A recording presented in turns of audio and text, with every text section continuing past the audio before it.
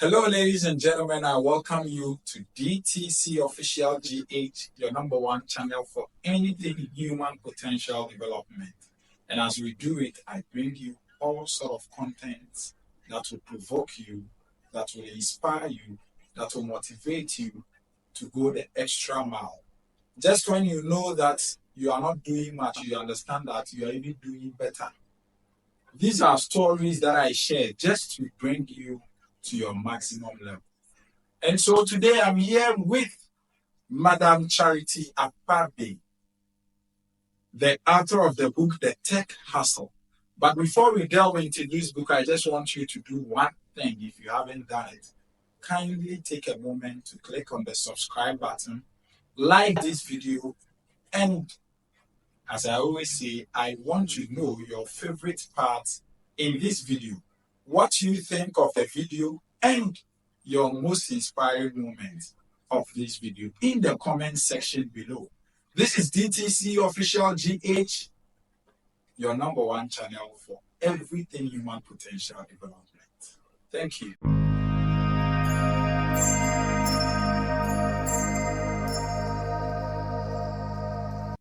Madam Charity, I welcome you to DTC Official GH. Thank you so much, Amina. I'm so glad to be here. Thank you for coming. Yeah. Our audience would like to know who we have here, in case you might want to take this to do your introduction. Yeah, okay. So my name is Charity Akpabey, but for the sake of this book, let's just say my name is Charity Akpabey. In case you see the Ofosuheni somewhere, I'm actually still the same person. By profession, I currently work as a product manager, hashtag a digital business consultant, which you normally see out there. My pivot has been quite interesting because I don't have any background in technology. I literally have to transition from a master's in an MA, Master of Arts in Population Studies, about 7 years ago. And I saw technology very interesting right after my master's. And so I had to learn coding and everything from scratch. So that is what I do. I think that is what really inspired my story to write Tech Hustle that you see here. Of course, I will talk more about Tech Hustle. All right. Yeah. So, Tech Hustle. We are in a digital age where everything is about technology. We are in the development stages of AI, innovation, digital innovation every now and then. And if you followed our platform for a while, you know that, especially if you have followed our website, our blog, dtcofficialgh.com. If you followed, you realize that most of the stories we share are about innovative things that are happening in the innovation space, the tech space. And so it brings me joy to know that there is a book called Tech Hustle for teenagers. And it is a novel written by our very own Charity. And the book says the journey of a girl who emerged out of nowhere. That alone is an inspiration. A journey of a girl who emerged out of nowhere. It means, or it signifies that no matter where you are currently are, there is always your seat at the top. But it takes certain principles. And I think these are the principles that have been outlined in this book. So I will give Madam Charity to tell us a bit about the book and then we delve in deeper. So, Madam Charity, tell us about the book. What is the inspiration behind it? So, I actually have to applaud you on what you are doing at DTC Official. Thank you. And I've seen the impressive work even before I came here, sharing stories of innovation. I felt that, I actually have to be part of this. And so when I reached out, I saw the enthusiasm for you to recognize the innovation that is going on. And I really have to say that. So listeners, you have a very great person here, and I have to say that. Thank you so much. An innovator always recognizes another innovator, and I see the amount of work that you put into this. So coming back to my book, like I said, coming from the journey of how I had to pivot I realized that a lot more people are seeing how technology is taking over everything, making our work easier and displacing some people off of work.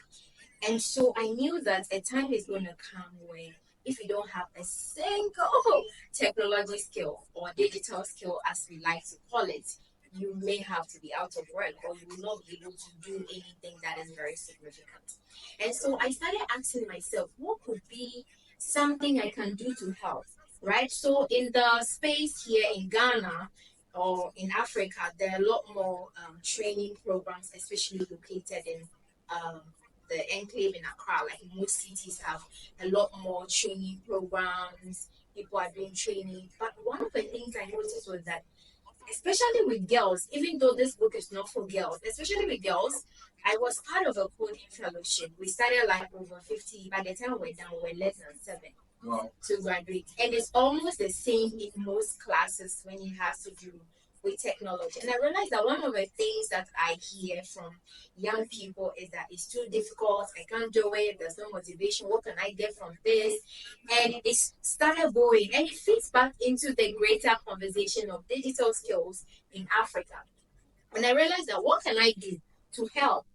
And I remembered that when I was growing up, my daddy used to buy me daily junior graphic, my daddy used to get me stories of Peg Yamadon, but these were stories. And these stories really encouraged me to just keep going.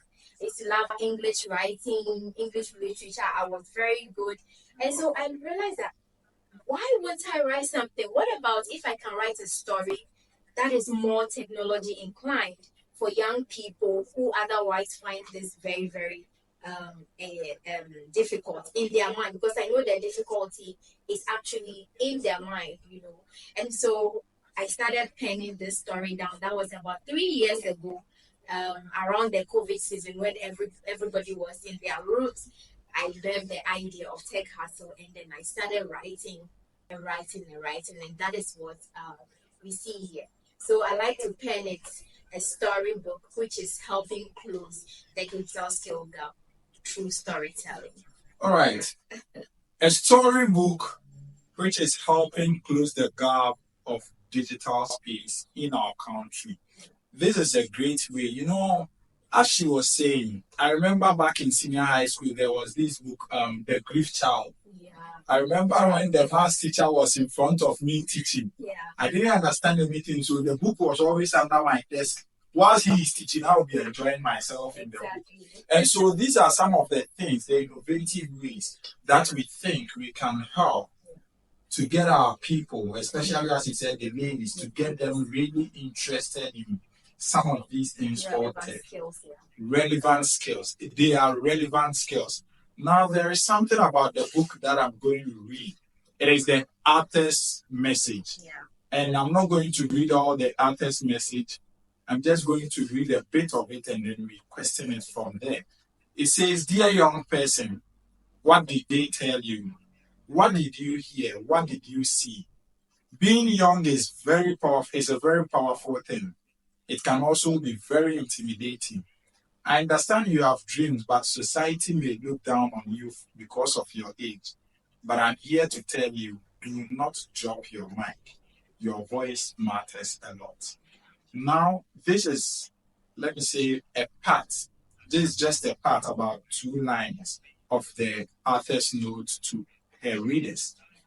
In delving in, I don't know, it spoke to me, and I want to ask, were you in a situation where you think because you were young, you weren't heard, or your opinions were not heard? People did not value the visions and ambitions that you were burning so hard to make it happen. What was there something like that? Yeah, so there were so many situations around that statement. The first being that we have to understand that most innovators started when they are young. When talk about Elon Musk, most of these, they started dreaming, even though they didn't actually start building. At that time, they actually started cultivating the skills that will make them to build what they build today. Now, we live in a culture, personally, we live in a culture where it's very different. Like, it's very difficult for a young person to voice out. Exactly. It's very difficult for a young person to speak, especially when you know very well that what is going on in this space is difficult, like it's wrong. But because the elderly have, we have this culture, it's not a bad culture, bro. But couldn't we have found a way where young people can actually, give feedback to elderly people? And that's what I thought about. I grew up and I have so many ideas. There are times people, elderly, they shut up, you talk too much, you like talking too much. I'm telling you, by the time I was in university, I had too many ideas. Nobody was willing to talk to me. Nobody wanted to hear me out. And so I told myself, I reasoned, okay, maybe I don't think this is the time for me to be innovative or think about anything. And so it got to a point at the bachelor's level where I had a geography teacher. He was so much interested in me. At the time, I had given up. I was like, Charity, you can do this. You can go to Cambridge. Let me help you. Like, I was like, no. I think when I'm 25 or 30, then it was crazy. But then by the time I got to 25, 27, I thought that I had wasted enough time that I could have used to build, an audience, creative ways, not to disrespect my neighbors, but to speak my mind in a very respectful manner, you see. And so I saw that no, this mistake I made, I don't have to make it with my children. And so I created a space for them to speak, of course, in a very respectful manner in our culture. Today, I want to say by the grace of God, my daughter, who is at 16, is a public speaker. Wow. She speaks at places like GIS, Galaxy, like she speaks to young people. She's very passionate about coding, software engineering, and also health matters. And I've seen the most important way of encouraging young people. When you're young, you don't have responsibilities, right? Yes. All you do is to dream, think, and help your parents in the house. And so that's the time where you are most creative. You are also stronger to do hard things, right? So if you have to learn coding, it has to start from now when you are young. It's not as if like if you have 4 children or 5 or you have responsibilities that you are now coming to learn to code, which is a very important skill that one must learn. And so I wanted to send a very strong message to young people. I saw it with my son, my daughter, who is 16 years, almost 17. And I saw it around the young people that I interacted with. And I knew that this is a message that I wanted to send to more young people in Africa, that you don't have to keep quiet. There are more creative ways to put your energies into. Wow. Yeah. Wow. As a neuro-linguistic programmer, what I understand is that our brains develop up to 7 years. Yeah. After 7 years, our brain starts recollecting all the things it has downloaded. It starts putting them into shape. And so between the ages of 7 and 15, when a child starts building some character, that would propel the child into somehow greatness. We do not shut the child down. But as you said, it is unfortunate that in our societal setting, we will tell you, I am paying some. Meanwhile, it is a great potential that this child is manifesting. And so if you're a parent, if you're anybody, aspiring mother, whoever you are watching this video, this is a signal to you that give your children the space. Allow them to breathe, allow them to dream, allow them to have visions, and allow them to explore their potentials in a very cultured and respectful manner. Do not kill these potentials within. Personally, growing up, I used to pick the Bible and then I start like I'm preaching or trying to say some things to people. And people were like, Akpabey, very softful. It was not actually softful. It was just public speaking. Yeah. And when I grew up, I remember about 3 or 4 events, I finished speaking and people walk up to me and say, the way you speak, when you start speaking, people cannot take off their mind off you. That's true. That's a great gift. I think it's the character that I've developed. It's something like that. And so that is what makes me love what you've done. This book not only inspires creativity, it inspires vision, it builds future. And so if you're a parent watching this, I have left his telephone number, email in the description below.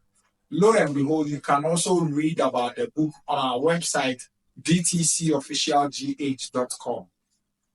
Make sure you read, get about 10 copies, distribute to people free of charge. And you know what you are doing? You are helping build a nation. Now, let me get back to a point where he says, chapter 2. Years earlier, he says, give me my ball, I will not. No, this is not what I want. I read something here. Oh, Ivy Barley wrote the foreword. Yes, Ivy was so. I don't know why I don't Developers talk about. involved. Yes, I don't know why I don't talk about Ivy that much. Ivy was so much impressed with this book. Yeah. So in that case, I just found out my own mentor, Ivy Barley of Designers in Book, Developers in Book, wrote the foreword. Therefore, hear me. The first paragraph. In the tech industry today, we are talking about metaverse, Web3, AI-powered robots, cloud engineering, Internet of Things, and the like. While we get excited about what is new, are we giving any consideration to the widening gender gap in tech? In this book, Charity does an admirable job addressing important issues in the tech industry and society in a light, captivating, and relatable story. Reading the story of Sewa and how she defied the odds to start a tech company, I am reminded of my own story and the stories of other young women and girls in the Africa and the diaspora. This is just a paragraph from there. As we said, Web3. I got to know of Web3 during the Africa Innovation Summit Breakfast meeting. Okay. I never knew there was something called Web3. And so if the advanced countries are doing all these things, why don't we inspire? Build a community, build a culture around these web, these Internet of Things, these kind of innovations, such that it will not become something new to us when we decide to go. And that is what this book does. This book is bridging the gap between the tech space and the African community. In short, I want to keep this interview in short. Before I go back to her, I want you to understand that they say if you want to educate a society, you educate a girl. In this case, I'm saying if you want to educate a society, you educate a child, being it a boy, a girl, or whoever. Just get him the basis, and that forms the foundation in which his future will be built. Get this book for your siblings, for your daughters, for your boys, for your boy child, for your family. You can get this book as a form of charity to a school. Just do the honest. So, in going back, I will not tell you all that this book is about. Get to know what it's about by clicking on the email or getting the number in the description below. Contact her, get a copy of the book for a cool 60 Ghana cedis if you are in Ghana. I'm giving 10 CD off for only. Exactly. Yes. Is it on the internet? No, it's not on sale. It's on my personal website now. Your personal website. Because I'm working on a distribution strategy. Okay. We literally launched in February, so we are putting our structures down to get the whole nationwide distribution. Awesome. So for now, they can even contact the link down. Exactly. CharityAkpabey.com. You see the book right in front there. You click on it, and then you make your payment. In that case, you know the link is in there. Yeah. You make your payment, and the book will be delivered to you. Also, Madam Charity, this is a great job you have done here. I have really gotten to like the book, even from the foreword getting to know that the foreword was written by Ivy Barley. That's an inspirational icon. Yes, she's an inspirational icon. What do you seek to do with the book? What is the vision you have for this book? Yeah, so my main vision, anytime when I wake up, what I see in my mind is to see young people who are inspired to action. That is one thing, because inspiration is very, very important. There are a lot of people who have lacked motivation, they've stopped working, they've stopped doing, just like what happened to me when I was young. I'm looking for this nation to utilize books like this to inspire people in rural Ghana, rural Africa, but to see a group of young people who are just inspired to action, inspired to do hard things while they still have the energy to do so. That's wonderful. If you close your eyes and you don't see your dreams in pictures, you need to start reconnecting your imagination, because your imagination does the job. And I remember one quote from Steve Harvey that really, really, really inspires me to do all the things I'm doing. He says, imagination is the subset of things hoped for. Imagination is the subset of things hoped for. And he come back to say, we have not because we ask not. Wow.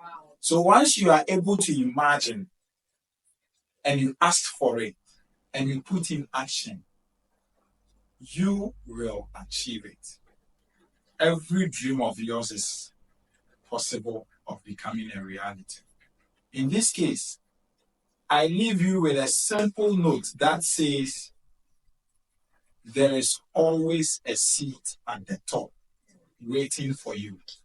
But that seat will demand your commitment, your action, your dedication. In this case, this is DTC Official GH, your number one channel for everything human potential development. It was a wonderful session with Madam Charity Akpabey, with amazing book called The Tech Hustle, The Journey of a Girl Who Emerged Out of Nowhere. I also emerged out of nowhere. I haven't gotten the time to share my story to anybody, but those who know me, they see me and they become proud of how far I've come. This is a story we are building. And we open a blank file every day to pen down our story. You can also pen down your story. You can also pen down the story of your child, your younger brother, your younger sister, your sibling, your whoever, by getting a copy of this book to that person. In this case, make sure you log on to dtcofficialgh.com to read most of our inspiring content, most of our business articles. And let me remind you that we share scholarship opportunities on our opportunity desk at dtcofficialgh.com. We also share poetry. I'm giving you the opportunity. Maybe you are talented. You have written articles, but you have not gotten the opportunity to share it to the world. Just submit your article to articles@dtcofficialgh.com by mail. We'll review your article. If it needs some corrections, whatever, we will do it. We'll publish the article for you, give you all the credit, and then share it to your world and our world as well. This has been an incredible chapter. Catch you in another episode. But before that, I want to remind you that you can watch my interview with the CEO of Oliver Twist, Shark, right here. Have a wonderful time.